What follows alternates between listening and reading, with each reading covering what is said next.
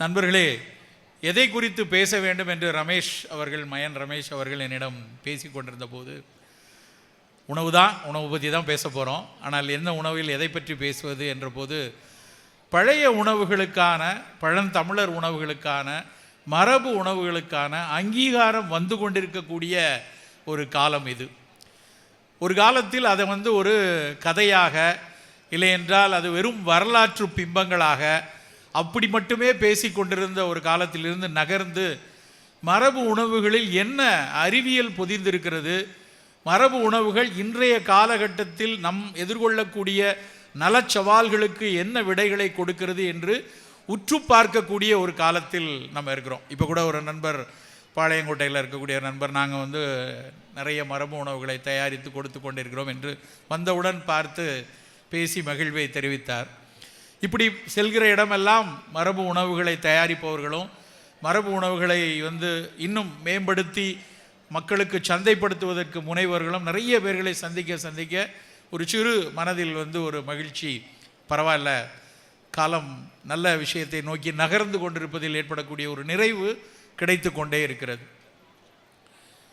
இந்த மாதிரியான புத்தக கண்காட்சிகளில், இப்படியான நிகழ்வுகளில் கிடைத்த புத்தகங்களில் கிடைத்த அறிவில் தான் நான் உணவை பற்றி பேச ஆரம்பித்தது.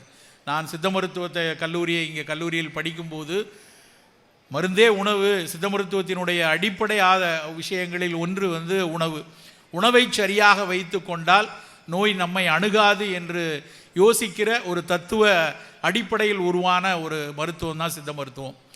மிகினும் குறையினும் நோய் செய்யும் என்று வள்ளுவன் சொன்னதை மிக தெளிவாக வைத்து அதில் கட்டமைக்கப்பட்ட, அதோடு ஆசீவக, சமண, பௌத்த, சைவ சித்தாந்த தத்துவங்களை தொகுத்து கொடுத்தது தான் சித்த மருத்துவ கட்டமைப்பு. அதனால் அதில் உணவு சார்ந்த சித்தாந்தங்கள் எல்லாம் அந்த ஆசீவக, சைவ சித்தாந்த, சைன, பௌத்த கருத்துக்களை ஒட்டி குடியேறி இருப்பதை எல்லாமே அப்போதிருந்து வாசித்த புத்தகங்கள் தான் நிறைய விஷயங்களை கற்றுக் கொடுத்தது.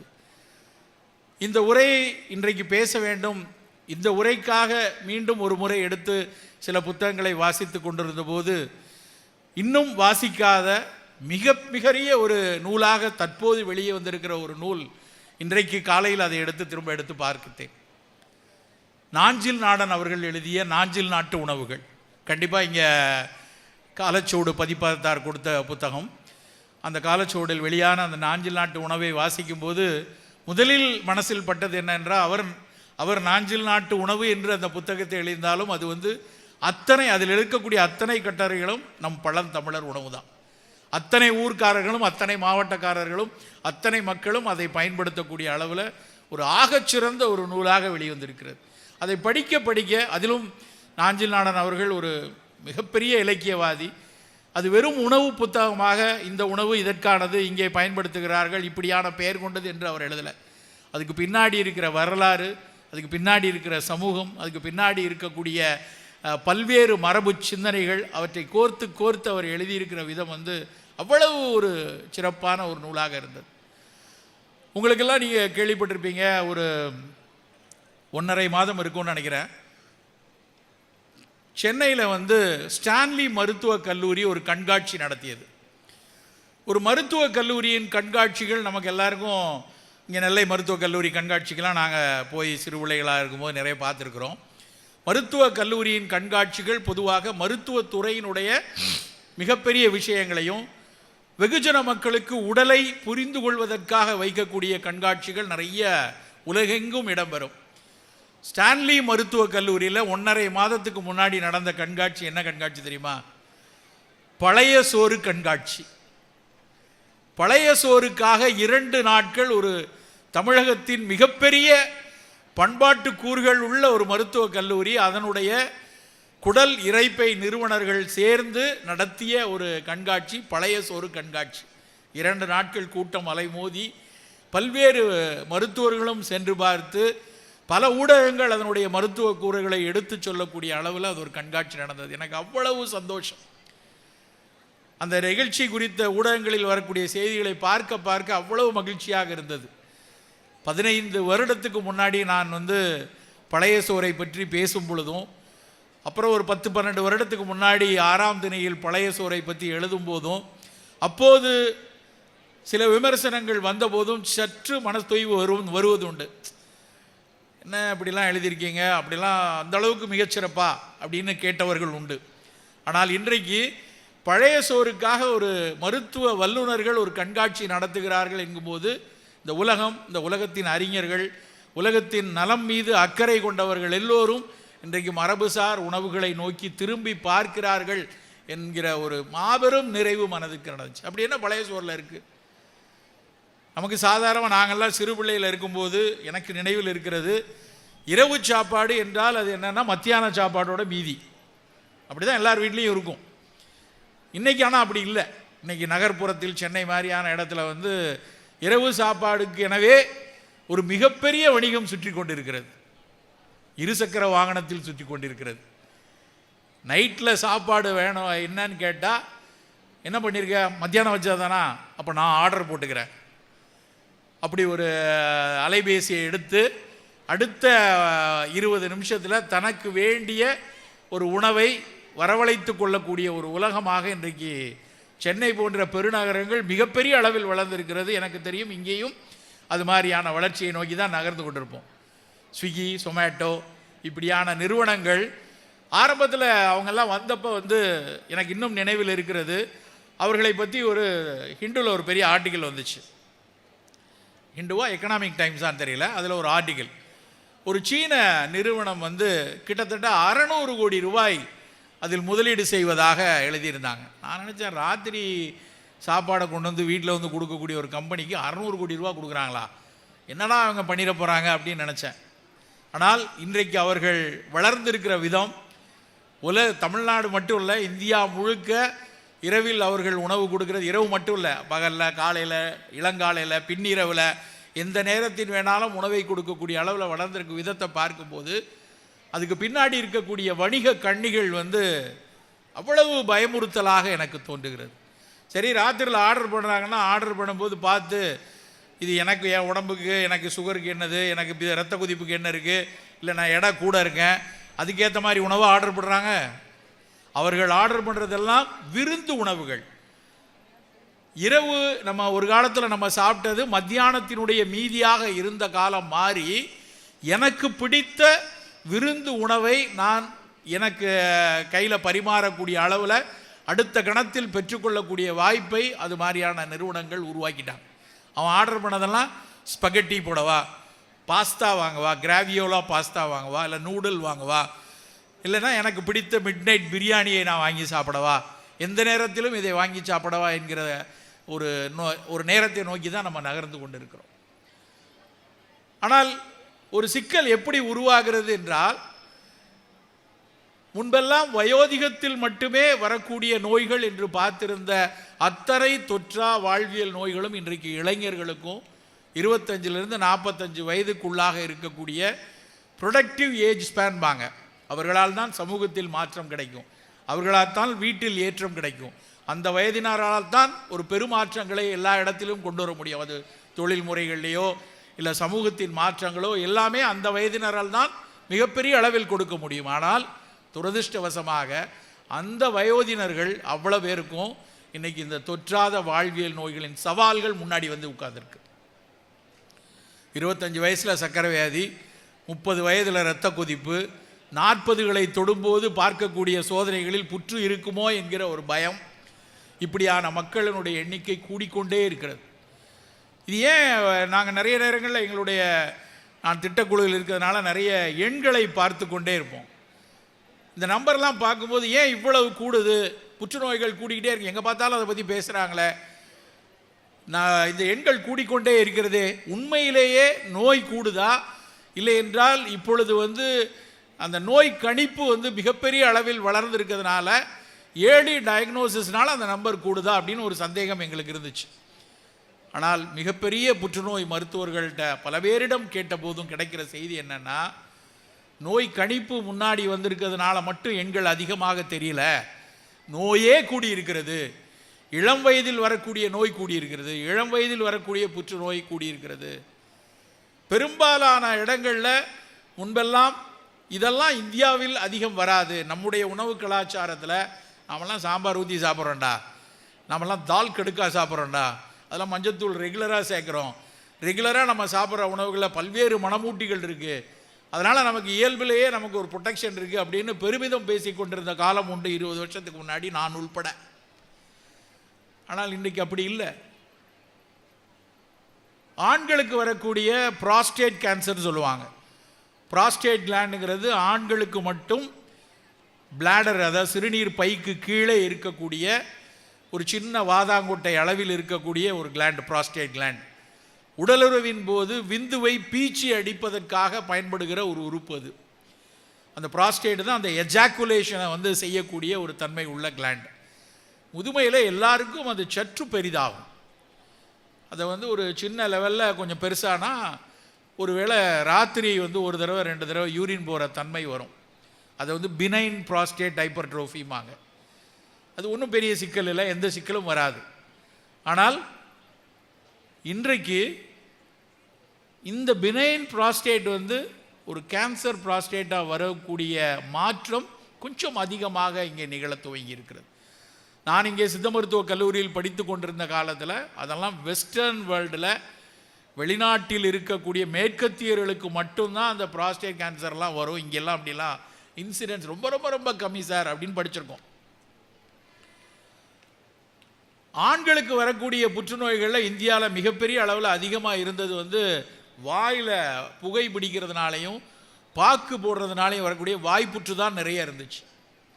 இன்றைக்கு ஆண்களுக்கு அதிகம் வரக்கூடிய புற்றுநோய்களில் முதலாவது உணவுக்குழலினுடைய முடிவும் இரைப்பை சந்திக்கக்கூடிய அந்த லோயர் ஈசோஃபேகஸ்மாங்க, லோயர் 1/3 ஆஃப் ஈசோஃபேகஸும் இரைப்பையும் சந்திக்கக்கூடிய இடத்தில் வரக்கூடிய புற்று ஆண்களுக்கு வரக்கூடிய புற்றுநோய்களில் அதிகம் இருக்கிறது.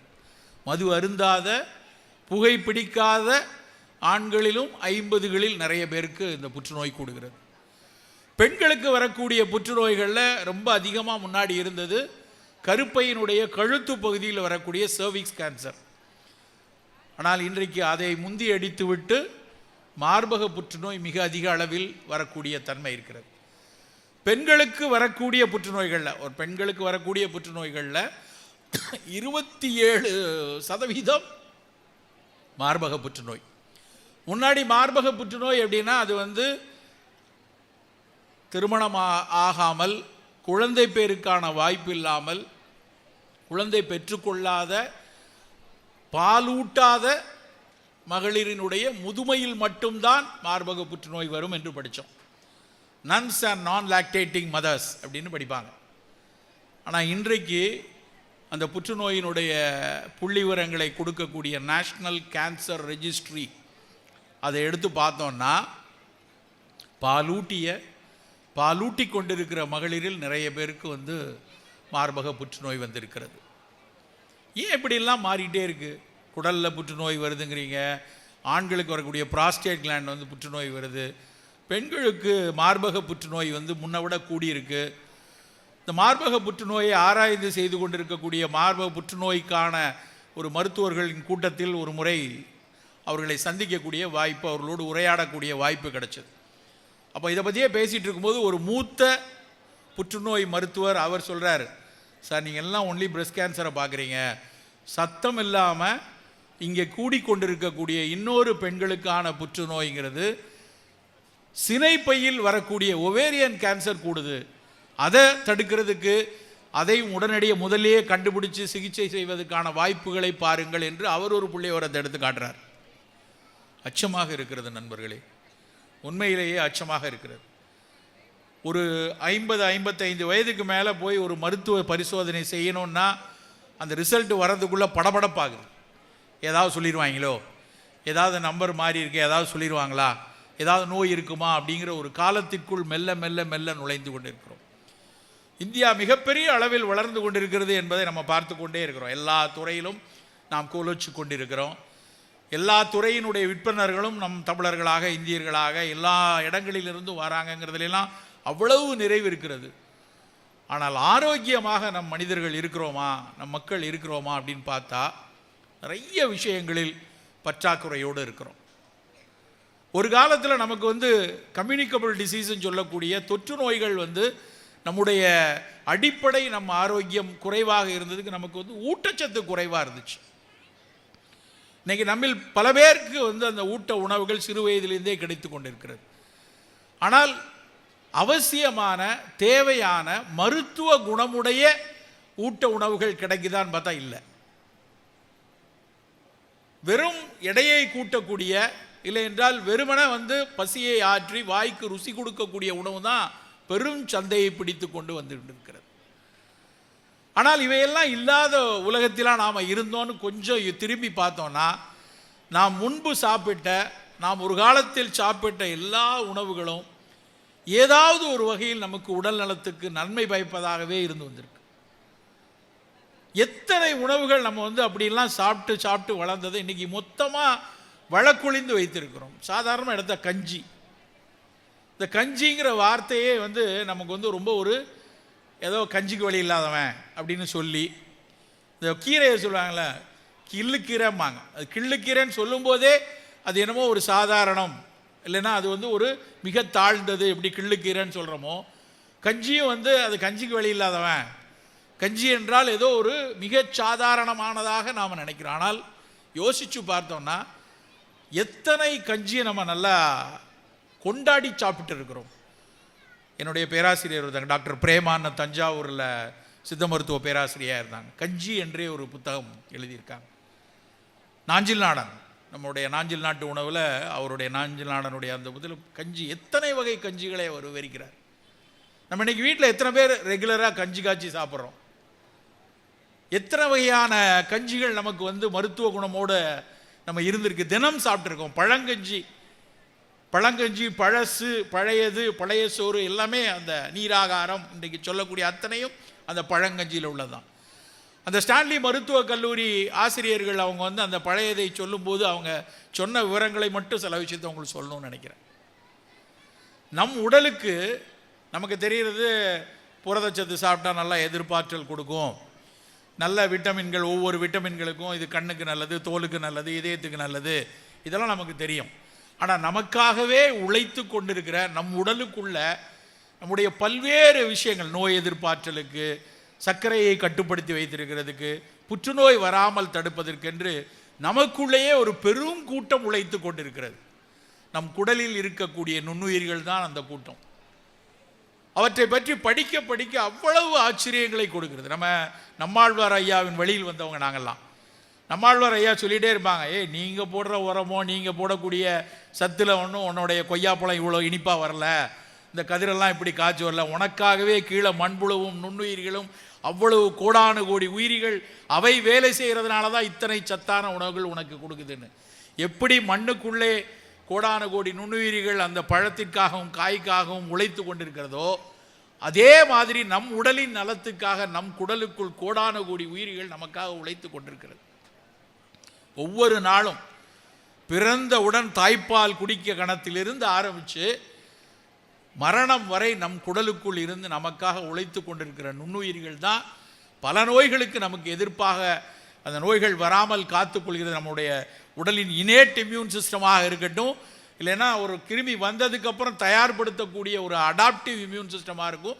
ரெண்டுக்கும் ஆதி அத்தியாவசியமாக இருப்பது வந்து நம்ம குடலுக்கு இருக்கக்கூடிய நுண்ணுயிரிகள். அந்த நுண்ணுயிரிகளுக்கு நலம் பயக்கக்கூடிய ஒரு விஷயம்தான் பழங்கஞ்சி. அந்த நுண்ணுயிரிகள் நலமாக இருக்கணும், அவர்கள் நல்ல காலனி ஃபார்ம் பண்ணி ரெடியாக இருக்கணும். அதனுடைய அந்த அறிவியலை பார்த்தாலே அவ்வளவு பிரமிப்பாக இருக்குது. குடலினுடைய உள் சுவரில் ஒரு பெரிய கோட்டிங் மாதிரி அந்த நுண்ணுயிரிகள் காத்து கொண்டு இருக்கின்றன. அதற்கு ஆங்கிலத்தில் எழுதுகிறார்கள் பீஸ் கீப்பிங் ஆர்கானிசம் அப்படிங்கிறான். ஒரு சண்டையில் சமாதானத்தை கொடுக்கக்கூடிய ஒரு போர் வீரர்கள் போல நம் உடலுக்குள்ள கிருமிகளாலேயோ வேறு நச்சு பொருட்களாலேயோ நம் இரத்தத்திற்கும் சதைக்கும் உயிருக்கும் ஆபத்து வரக்கூடாது என்று பாதுகாப்பாக வரிசை கட்டி அவை நிற்கிறவான். எவ்வளோ அழகாக இருக்குது பாருங்கள். இறைவன் படைப்பில், இயற்கையோட படைப்பில் குடலுக்குள்ளே அவ்வளோ கோர்த்து அந்த பீஸ் கீப்பிங் ஆர்கானிசம் நிற்குது. அது எப்போது புண்படுகிறதோ, எப்போது அவை வந்து அந்த கோர்வை வந்து சிதைகிறதோ அதை ஆங்கிலத்தில் லீக்கி கட் அப்படிங்கிறான். அந்த லீக்கி கட்டுனா அந்த இடைவெளி விட்ட உடனே அந்த இடத்தில் வெளியாக நச்சு பொருட்களும் உடலுக்கு ஒத்துக்கொள்ளாத பல ஆன்டிஜென்ஸோ இரத்தத்தில் கலந்து நமக்கு நோயை உண்டாக்குறது. அப்போ எவ்வளவு முக்கியமான விஷயம், நம்ம அந்த குடலுக்கு உள்ளே ஒட்டி இருக்கக்கூடிய அந்த நுண்ணுயிர்களை எவ்வளவு பாதுகாப்பாக நாம் பார்க்க வேண்டும். அதில் முதல் விதமாக இருக்கிறது தான் அந்த பழங்கஞ்சி. அதற்காகத்தான் அதை பற்றி ஆய்ந்து அது எவ்வளவு நம்ம சாப்பிட்டோன்னே சில பேர் மோஷன் போவாங்க, ஐபிஎஸ்ன்னு சொல்லுவோம், இன்ஃப்ளமேட்டரி பவல் டிசீஸும்பாங்க, இரிட்டபிள் பவல் சிண்ட்ரோம்பாங்க. சாப்பிட்டோன்னே மோஷன் போகிறது வந்து ஐபிஎஸ்ன்னு, இரிட்டபிள் பவல் சிண்ட்ரோம். இன்னொரு கண்டிஷன், அவசியமில்லாமல் குடலுக்குள் புண்படக்கூடியது தான் இன்ஃப்ளமேட்டரி பவல் டிசீஸ், ஐபிடி இல்லைன்னா கிரான்ஸ் அப்படிம்பாங்க ஆங்கிலத்தில். சித்த மருத்துவத்தில் கிரகணியினுடைய வகைகளாக சொல்லுவோம்.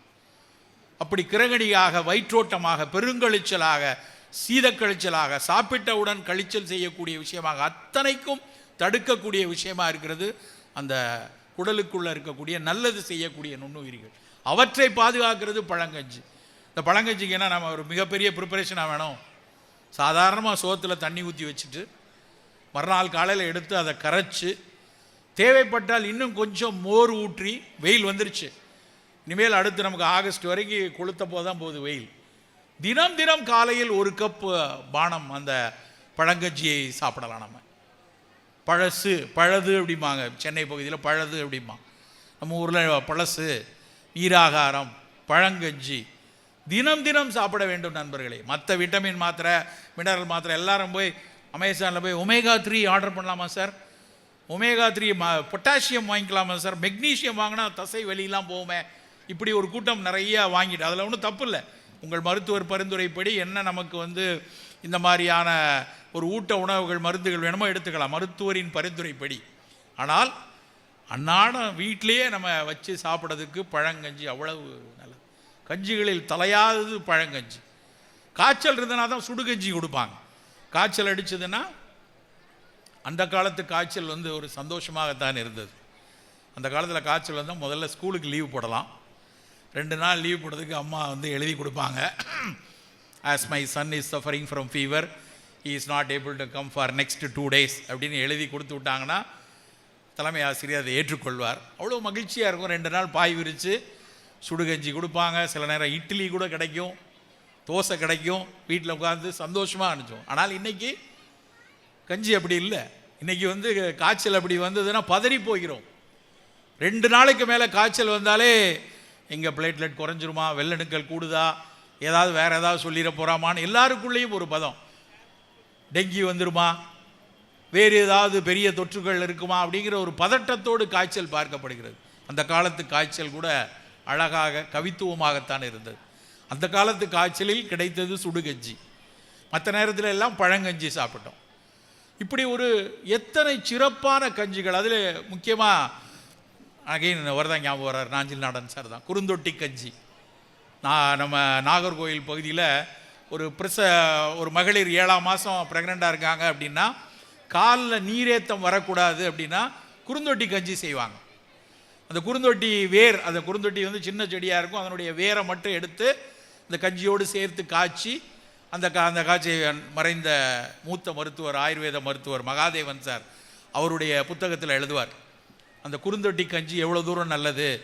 காலில் வீக்கம் வந்துச்சுன்னா, நீரேத்தம் வந்துச்சுன்னா அந்த குறுந்தொட்டி கஞ்சியை கொடுப்பாங்க. ஆரைக்கீரை என்று உண்டு, புளியாரை, வல்லாரை மாதிரி ஆரைக்கீரைங்கிறது. ஆரைக்குறை கீரை, ஊனாங்குடி, கொடுப்பை கீரை, இதெல்லாம் கஞ்சியில் சேர்த்து கஞ்சியாக காய்ச்சி அதை வந்து சாதத்தோடு சேர்த்து இதையும் போட்டு வேக வைப்பாங்க, அவ்வளோதான். அதை வந்து அந்த 8ஆம் மாதத்தில் ஒரு உணவாக, காலில் நீர் சுரப்பு இருக்கக்கூடாதுன்னு சேர்த்து எழுதுவார்கள். அப்படி நம் சமூகத்தில் நிறைய உணவுகள், அவ்வளவு சிறப்பான உணவுகள் நம்மோடு இருந்திருக்கிறது. அதெல்லாம் தொலைத்து விட்டு நம்ம வந்து புதிய உணவுகளுக்குள்ளே போகிறோம். புதிய உணவுகள் வேண்டான்னு சொல்லலை, ஆனால் சாப்பிடக்கூடிய ஒரு விஷயத்திலும் நாம் சற்று அக்கறையோடு, இதில் ஏதேனும் வணிகத்திற்காக வேறு பொருட்கள் சேர்க்கிறான்னு யோசிக்கணும். சர்க்கரை வேண்டாம் ரொம்ப நாளாக சொல்லி இப்போ சர்க்கரையை நிறைய பேர் வந்து நிறுத்தியிருக்காங்க. அடுத்த சர்க்கரைக்கு அடுத்த சாய்ஸாக எல்லாரும் யோசிக்கிறது வெல்லம், இல்லைன்னா கருப்பட்டி. அந்த வெல்லம் வந்து, அந்த வெல்லம் நல்லா கரும்புலேருந்து தான் அந்த வெள்ளை சர்க்கரை வந்தது. சர்க்கரை வியாதிக்காரர்கள் எதையுமே எடுக்கக்கூடாது, கண்டிப்பாக அது வெல்லமோ கருப்பட்டியோ எதுவும் வேண்டாம்.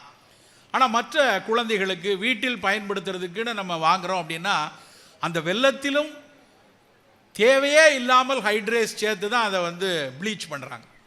மண்டை வெல்லம்னு சொல்லுவோம் நம்ம ஊரில். கொஞ்சம் உண்மையிலேயே கரும்பிலிருந்து எடுத்து நேரடி சர்க்கரைனா கண்ணங்கரேன்னு இருக்கணும்.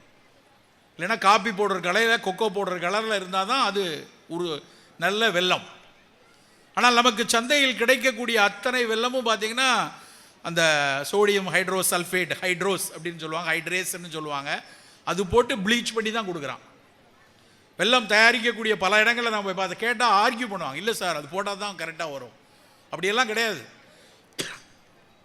ஆர்கானிக்காக வெல்லம் தயாரிக்கக்கூடிய இங்கே புளியங்குடியில் அந்தோணிசாமி கூட பண்ணுறாரு. அதில் அந்த ப்ரௌன் கலரில் கருமை நிறத்தில் நாம் வந்து வெல்லத்தை வாங்கி அதை பயன்படுத்தலாம். குழந்தைகளுக்கு கொடுக்கணும், இனிப்பு வந்து தேவை கொஞ்சம் போல் வேணும், கொஞ்சமாக சர்க்கரை வியாதி இல்லாதவர்களுக்கு வேணும்னா அந்த வெல்லத்தை பயன்படுத்தலாம். கருப்பட்டியில் 80% மேலே வெள்ளை சர்க்கரையை கலப்படம் செய்கிறார்கள் என்பது வந்து ஆய்வில் தெரிய வருது. கருப்பட்டி வந்து 400 ரூபாய், இது 40 ரூபாய்க்கு கிடைக்குதுங்கிறதுனால சர்க்கரையை பாகிலேயே சேர்த்து பயன்படுத்தக்கூடிய ஒரு தன்மை பெரிய அளவில் இருக்குது. அப்போது நல்ல கருப்பட்டியை நேரடியாக அதன் பனை விவசாயிகளிடம் நேரடியாக வாங்கக்கூடிய ஒரு பழக்கத்தை நாம் உருவாக்கணும். சந்தைக்குன்னு வரும்போது அதில் இந்த மாதிரியான சிக்கல்கள் எல்லாம் வருது. நம்ம ஒரு இனிப்பு வேணுமா, ஒரு தேன், இல்லை என்றால் கருப்பட்டி, அப்படி ஒரு பழக்கத்தை சிறு வயதிலிருந்தே நம்ம கொடுத்தாக வேண்டிய கட்டாயத்தில் இருக்கிறோம். அப்படித்தான் நம் பழைய உணவுகள் இருந்துச்சு. இனிப்பு வெள்ளை சர்க்கரை வந்து 100-150 வருஷம்.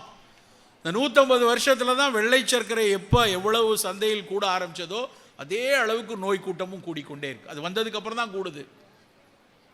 அப்போ அதை மொத்தமாக விளக்கணுங்கிற எப்போவாது எடுத்துக்கொள்ளணுங்கிற எண்ணம் இருக்கக்கூடாது. மொத்தமாக விளக்கணுங்கிற ஒரு எண்ணம் தான் நமக்குள்ளே இருக்கணும். பழைய உணவுகளில் நம்ம வந்து எடுத்துக்கொள்ளணும் அப்படின்னா அந்த கருப்பட்டி, இனிப்பு வேணும்னா கருப்பட்டியோ தேனோ எடுத்துக்கொள்வது தான் உசிதமான ஒரு விஷயமாக இருக்கும். நண்பர்களே, சுவை அடிப்படையில் தான் வந்து இன்றைக்கி எல்லா சந்தை வந்து பிடிக்க ஆரம்பிக்கிறதே சுவையை வைத்து தான். ஆனால் அந்த சுவை அடிப்படையில் தான் நம்மளுடைய உடல் இயக்கமே இருக்கிறது என்பது நம்ம நிறைய பேர் தெரிஞ்சுக்கிறது இல்லை. சித்த மருத்துவமோ ஆயுர்வேதமோ எல்லாம் தொடர்ச்சியாக வலியுறுத்தி சொல்வது சுவை அடிப்படையில் உங்கள் உணவை வைத்துக் கொள்ளுங்க. திரும்ப திரும்ப இப்போ வலியுறுத்தி சொல்றது இனிப்பையும் உப்பையும் குறைத்து கொள்ளுங்க. இனிப்பு உப்பும் குறைத்து கசப்பையும் துவர்ப்பையும் கூட்டக்கூடிய ஒரு பழக்கத்தை இனிமேல் எடுத்துக்கொண்டாகணும். எந்த முன்னாடிலாம் வந்து அறுசுவை உணவு ஒவ்வொரு சுவைக்கு பின்னாடியும் மருத்துவ குணம் இருக்குது. ஆனால் 40 தாண்டுகிறோம் என்றாலே இனிப்பையும் உப்பையும் குறைச்சிக்கணும், கசப்பையும் துவர்ப்பையும் ஏதாவது ஒரு வகையில் தினசரி நல்லா யோசிச்சு பாருங்கள். நீங்கள் ஞாயிற்றுக்கிழமை, போன ஞாயிற்றுக்கிழமையிலேருந்து இந்த ஞாயிற்றுக்கிழமை வரைக்கும் எத்தனை பேர் தினசரி கசப்பு சாப்பிட்ருப்போம்? இருக்காது.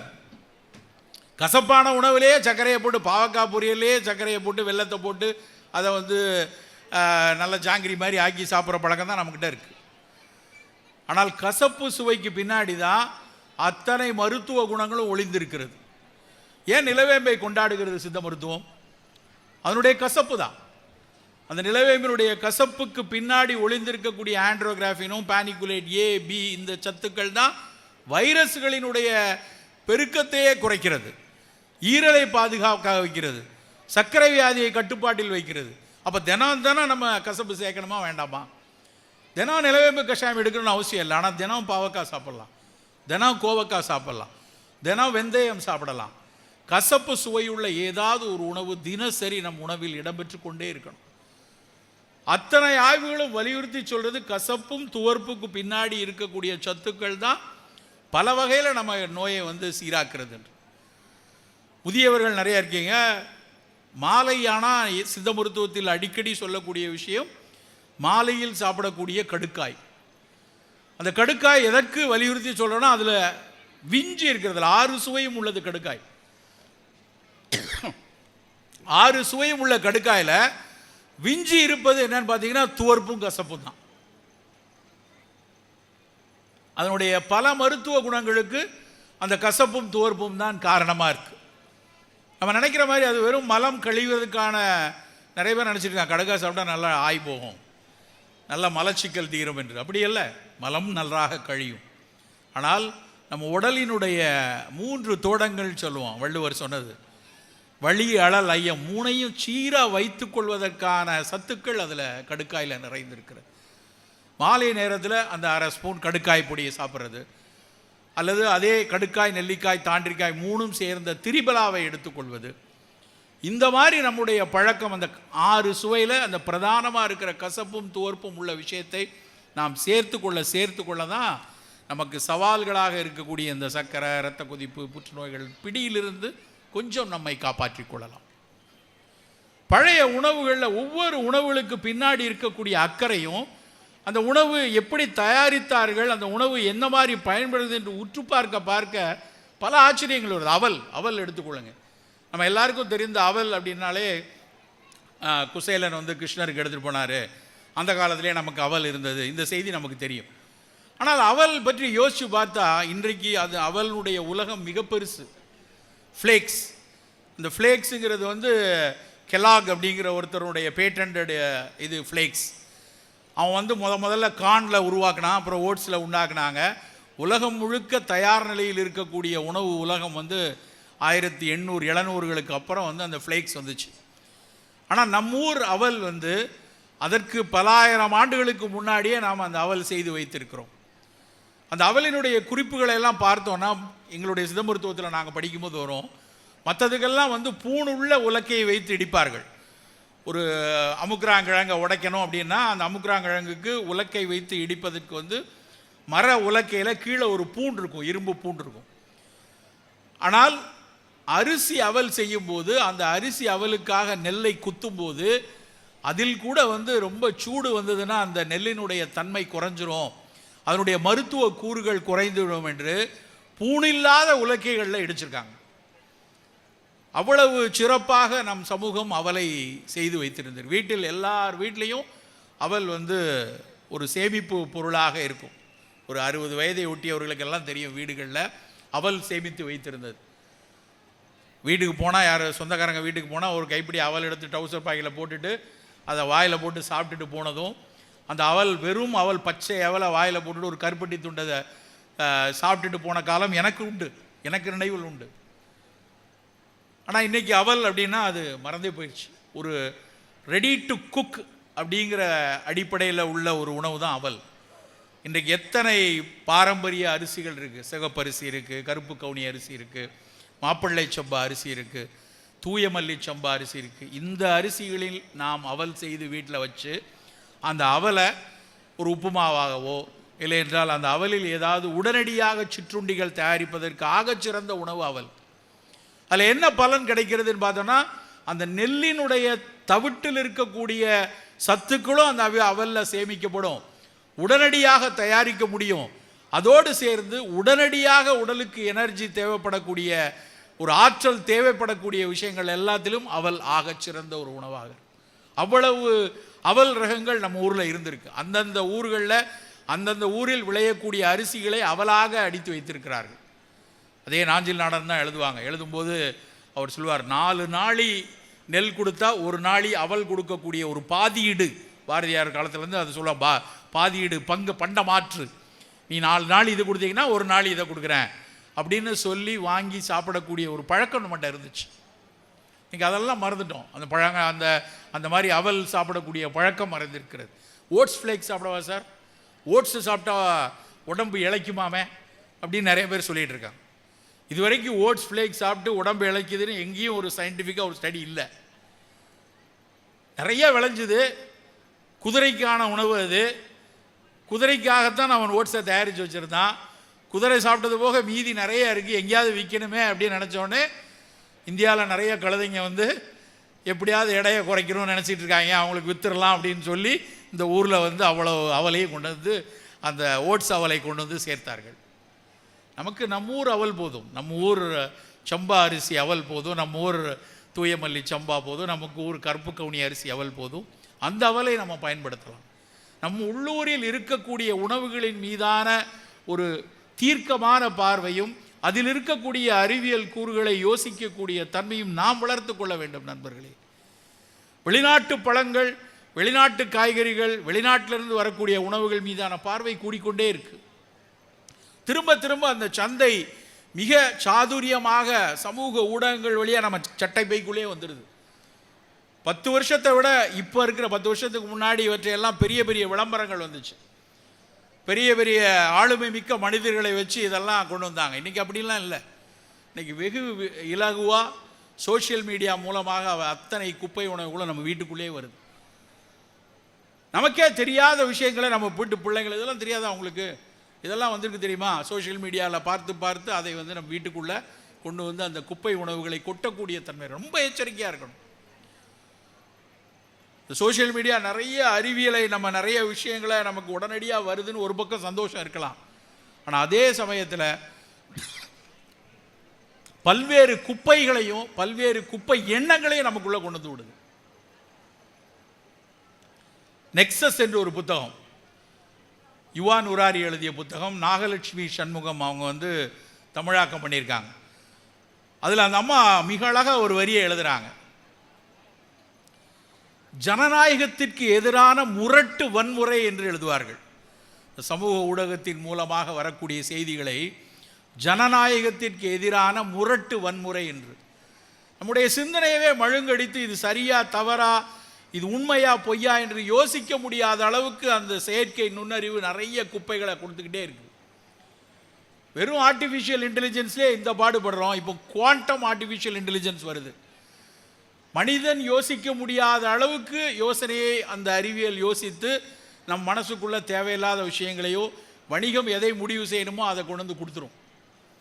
இதுதான் நல்லது, இதுதான் மிகச்சிறப்பு, இதுதான் சரியானது, இதை நீ தேடி பிடித்து வாங்கி சாப்பிட்டால் மட்டும்தான் ஆரோக்கியமாக இருக்க முடியும், மகிழ்ச்சியாக இருக்க முடியும்னு அந்த குப்பை உணவுகள் வரும்போது இவையெல்லாம் வழக்கொழிந்து போய்விடக்கூடாது. இவையெல்லாம் என்ன காரணத்துக்குன்னே தெரியாமல் போயிடும். நாம் தான் அதை அந்த மரபை கடத்த வேண்டும். நம் வீட்டு பிள்ளைகள்கிட்ட, நம் நண்பர்கள்ட்ட இது குறித்த உரையாடல் மட்டும்தான் அவற்றை வலியுறுத்தி வைக்கும். கலோரி பற்றி நம்ம குழந்தைகளுக்கு தெரிந்திருக்கிறது, புரதம் பற்றி தெரிந்திருக்கிறது. எல்லாரும் பேசுகிறான். வீட்டில் பெரிய பெரிய டின்னில் புரதடப்பா வாங்கி சென்னை மாதிரி பகுதிகளில் ஜிம்னாசியம் போனாங்கன்னா அவன் கொடுத்து விட்டுறான். மசில் மாஸ் நல்லா ஸ்ட்ரென்த்தன் ஆகணுமா, நீ ஜிம் பண்ணும்போதே கூட சேர்ந்து இந்த ப்ரோட்டீன் பவுடர் 3 ஸ்பூன் போட்டுக்கோ, 4 ஸ்கூப் போட்டு சாப்பிடு, சோறே திங்காத, வெறுமனை காலையில் எழுந்திரிச்சு இந்த ப்ரோட்டீன் பவுடர் எடு அப்படின்னு ஒரு பெரும் சந்தை உருவாக்கிட்டு இருக்கு. புரதம் நல்லது தான், எல்லாருக்கும் தெரிஞ்சது. நம்ம ஒரு 70 கிலோ எடை இருக்கோம்னா 70 கிராம் புரதம் வேணுங்கிறது அவசியமான ஒன்று. ஆனால் எப்படி அதை எடுக்கணும்? எத்தனை புரதங்கள் நம்மளுக்கு வந்து அன்னாட சாப்பாட்டிலேருந்தே எடுக்க முடியும்? நான் வந்து காலையில் வந்து கொஞ்சம் 2 முட்டை எடுத்துக்கிறேன், கொஞ்சம் வந்து ஒரு சோயா துண்டு எடுத்துக்கொள்கிறேன், கொஞ்சம் பீன்ஸ் பொரியல் எடுத்துக்கிறேன், 2 நிலக்கடலை கொஞ்சம் எடுத்துக்கிறேன். அப்படி புரதத்தை சேர்த்துக்கொள்ளணும். இந்த புரோட்டீன் பவுடர் வச்சு 2 ஸ்பூன் டைரெக்டாக எடுக்கும்போது இன்னொருத்தர் கூடவே ஒரு அறிக்கை வருது, இந்த மாதிரி புரத உணவுகள் சிறுநீரகத்திற்கு ஒரு ஸ்ட்ரெஸ்ஸை கொடுக்கும். சிறுநீரகத்துக்கு ஏற்கனவே அவருக்கு ஏதாவது ஒரு நெஃப்ரான்ஸில் ஒரு தொந்தரவு இருக்குது அப்படின்னா இப்படியான புரதங்களை கொடுக்க. நமக்கு அதில் நெஃப்ரான்ஸ் வந்து பல மில்லியனில் இருக்குது. சிறுநீரகத்தில் பல மில்லியனில் இருக்கும்போது ஏதாவது ஒரு வகையில் நம்ம இந்த ஸ்ட்ரெஸ் இது கூட கொஞ்சம் அந்த புரதத்தில் நம்ம கூட கொடுக்கறதுனால ஏதாவது கொஞ்சம் போல் அந்த சலிப்பான்கள், அந்த சலிக்கக்கூடிய அந்த நெஃப்ரான்ஸுகளில் தொந்தரவு இருந்ததுன்னா கூடுதலாக அந்த நோயை கொடுத்து விடும். நமக்கு தெரியாது, எந்த விதமான குறிகுணங்களும் தெரியாது, யூரின் நல்லா தான் போகும், எந்த விதத்திலும் தெரியாது. ஆனால் குமுலேட்டிவாக கொஞ்சம் கொஞ்சமாக 5-6 வருடங்கள் 10 வருடங்கள் ஆகும்போது அவை சிக்கல்களை கொண்டு வந்து விடும். அப்போ நம்ம இளைஞர்கள்ட்ட, நம்ம வீட்டு பிள்ளைங்களுக்கு உனக்கு புரதம் வேணும், ஆனால் அந்த புரதத்தை நம்முடைய உணவிலிருந்து, அன்னாட சாப்பிடக்கூடிய உணவிலிருந்து எடு. எவ்வளவு நல்ல புரதங்கள் இருக்குது நம்மகிட்ட. பீன்ஸிலேருந்து, பட்டாணியிலேருந்து, மரக்கறியாளர்களாக அந்த மாதிரி எடுத்துக்கொள்ளணும். இல்லை புலால் உணவு எடுப்போமா, மீன் எடுத்துக்கொள்ளுங்க, முட்டை எடுத்துக்கொள்ளுங்க. ஒரு நாளைக்கு காலை சாப்பிடக்கூடிய உணவு தினம் இட்லி, தோசை, சாம்பார், சட்னி வேண்டாம். நம்ம எல்லாரும் நினைக்கிறது என்னென்னா, தினம் வந்து இட்லி தோசை காலையிலேருந்து ஞாயிற்றுக்கிழமை சாயந்தரம் மாவு அரைச்சி வச்சுட்டோன்னா சனிக்கிழமை வரைக்கும் அதே மாவு தான் ஃப்ரிட்ஜுக்குள்ளே. காலையில் இருந்துச்சா தோசையை சுட்டு இட்லியை வச்சு சட்னி வச்சு சாம்பார் வச்சு. தெரியும், திருநெல்வேலியில் இருக்க பல பெண்கள்கிட்ட நான் கேட்கும்போது சொல்லுவோம், தன் வாழ்நாளில் 60 வருஷத்தில் 4,75,000 தோசை சுட்டுருக்கோம் சார் அப்படிம்பாங்க. தினம் அதை சுட்டு அதை மட்டுமே வாழ்க்கை ஓடிக்கிட்டு இருக்கு, வேறு உணவே இல்லையா? இப்போ காலை உணவு அப்படிங்கும்போது புரதம் மிகுந்த நல்ல ஒரு சுண்டலோ, கொஞ்சம் ஒரு முளை கட்டிய பயரோ, இல்லை நிலக்கடலையோ, பாதாம் பருப்போ, கொஞ்சம் சோயா துண்டோ, தோஃபு என்கிற சோயா பன்னீரோ, இல்லை பன்னீரோ, வெஜிடேரியன் அப்படி எடுத்துக்கொள்ளலாம். புலால் சாப்பிட்றவங்க அது கண்டிப்பாக 2 முட்டை எடுத்துக்கொள்ளலாம். அப்போ கிட்டத்தட்ட ஒரு 20-30 கிராம் புரதம் காலையில் நமக்கு கிடைச்சிரும். அப்படி எடுத்தால் மட்டும்தான் நம்மளுடைய எதிர்ப்பாற்றலை வலுவாக வைத்து கொள்ள முடியும். நண்பர்களே, ஒவ்வொரு வேளை உணவிலும் அக்கறையாக இருக்க வேண்டிய கட்டாயத்தில் நம்ம இருக்கிறோம். முன்னாடிலாம் அது சாய்ஸ், இப்போ அது மேண்டேட். நம்ம குடும்பத்தில் நம்மளுடைய தாத்தாவுக்கோ, பாட்டிக்கோ, அப்பாவுக்கோ, அம்மாவுக்கோ நமக்கு புற்றுநோய்கள் இருக்கணும் வைங்களேன், நமக்கு வருவதற்கான சாத்தியங்கள் கொஞ்சம் வந்துடுது. அப்போ அதிலிருந்து நம்ம எப்படி காத்துக்கொள்வது, எப்படி அந்த நோய் கூட்டங்கள் வராமல் பார்த்துக்கொள்வது? நம்முடைய எதிர்ப்பாற்றலை சரியாக வைத்துக்கொள்ளால் மட்டும்தான் அவற்றை காத்துக்கொள்ள முடியும். நம்ம தாத்தாவுக்கு, நம்ம பாட்டிக்கு, நம்மளுடைய வீட்டில் இருக்க பெரியவர்களுக்கு 75 வயது 80 வயது இருக்குது அப்படின்னா, நமக்கும் 75-80 வயது வருவதற்கான அத்தனை சாத்தியங்களும் உண்டு. அதை கெடுப்பது என்பது நம்ம குப்பை உணவுகள் சாப்பிடுவதனால் மட்டும்தான். அப்போ அதிலிருந்து விலகி நம்ம உணவை எப்படி செம்மையாக்கி கொண்டு போகணும்னு ஒவ்வொரு நாளும் யோசிக்க வேண்டும். ஒரு 4 மாதத்துக்கு முன்னாடி நான் அமெரிக்காவில் மெசச்சூட்ஸ் மெடிக்கல் யூனிவர்சிட்டி, உலகத்தில் மருத்துவ பல்கலைக்கழகங்களில் ஆகச்சிறந்த ஒரு பல்கலைக்கழகம், அங்கு பணியாற்றக்கூடிய பேராசிரியர்கள் நம்ம ஊரில் இருந்து படித்து அங்கே போய் ஆசிரியர்களாக இருக்காங்க. பாஸ்டன் நகரத்தில், பாஸ்டன் தமிழ்ச்சங்கத்தில் உரையாற்றுவதற்காக போயிருக்கேன். அப்போ அங்கே அவர்களோட சந்தித்து அவர்களை பேசி கொண்டிருக்கும் போது அவர் அவங்க என்ன ஆராய்ச்சி பண்ணுறாங்கன்னு நான் ஒரு தெரிஞ்சுக்கணுங்கிறதுக்காக நான் கேட்குறேன் அவர்கிட்ட. அந்த பேராசிரியர் அவங்க வெட்டினரி சயின்ஸ் படித்த அம்மா, அவரும் அவர் கணவர் மைக்ரோபயாலஜி பண்ணவங்க, 2 பேரும் அங்கேயே பிஹெச்டி பண்ணி அங்கேயே ஒர்க் பண்ணிகிட்டு இருக்காங்க. நான் அவங்கள்ட்ட கேட்குறேன், என்ன இதில் நீங்கள் ரிசர்ச் பண்ணுறீங்க அப்படின்னு. ஆச்சரியம் என்னென்னா, அவருடைய ஆராய்ச்சிக்குரிய பொருள் என்ன தெரியுமா? தோசை மாவு, ஆப்பமாவு. அவர் ஒரு ப்ரோபயாட்டிக் ரிசர்ச்சர். தோசை மாவுக்கும் ஆப்பமாவுக்கும் என்ன வித்தியாசம் இருக்குது, தென்னங்கல்லுக்கும் பனங்கல்லுக்கும் என்ன வித்தியாசம் இருக்குது, கல்லிலிருந்து வரக்கூடிய அந்த மைக்ரோப் எப்படி இருக்குது, தோசை மாவிலிருந்து வரக்கூடிய அந்த நுண்ணுயிரி எப்படி இருக்குது, இதையெல்லாம் அவர்கள் ஆய்ந்து கொண்டு இருக்கிறார்கள். எங்கே? அமெரிக்காவில் உட்காந்து. பழைய சோறில் ஒரே நாளில் அதை காலையில் வச்சா எப்படி இருக்குது, அந்த பழைய சோறோடு வேறு பொருட்களை சேர்க்கும்போது அது என்ன மாற்றத்தை உருவாக்குறது, இதுதான் அவங்க ஆராய்ச்சி செய்து கொண்டிருக்கிறார்கள். கம்பூச்சா அப்படின்னு நீங்கள் கேள்விப்பட்டிருக்கலாம். தேநீரில் அந்த தேநீரை புளிக்க வைத்து அதை பருகக்கூடிய பழக்கம் சீனர்களுக்கு உண்டு. சோயாவை புளிக்க வைத்து மிசோ சூப் என்று குடிப்பார்கள் ஜப்பானியர்கள். ஜப்பானில் மிசோ சூப் சாப்பிட்றான், அங்கே கம்பூச்சா சாப்பிட்றாங்க. நம்ம ஊரில் தோசை மாவு, பனங்கள் இதெல்லாம் இங்கே பழக்கம் இருக்குது. இது எல்லாத்தையும் ஒப்பிட்டு ஆய்வு செய்கிறார் அவர். அத்தனை புளிக்க வைக்கப்பட்ட உணவும் உடலுக்கு ஆரோக்கியம் தருது, அதில் இருக்கக்கூடிய மைக்ரோ மிகச்சிறப்பு அப்படின்னு சொல்லி அவருடைய ஆய்வுகள் சென்று கொண்டிருக்கிறது. அதில் எந்த விதமான பாக்டீரியாஸ், எந்த விதமான நுண்ணுயிர்கள் மிகச்சிறப்பாக பணியாற்றுகிறது, அவற்றை தனியாக எடுத்து எப்படி நம்ம பிற உணவுகளோடு சேர்த்து கொடுக்கலாம் என்பதுதான் அவருடைய ஆய்வு. ஆனால் நம்ம ஊர் பழஞ்சோறில் இது இயல்பாகவே நமக்கு கிடைக்கிறது. இந்த புளிக்க வைக்கப்பட்ட உணவுகள் மீதான பார்வை உலகம் முழுக்கவே இருந்திருக்கிறது.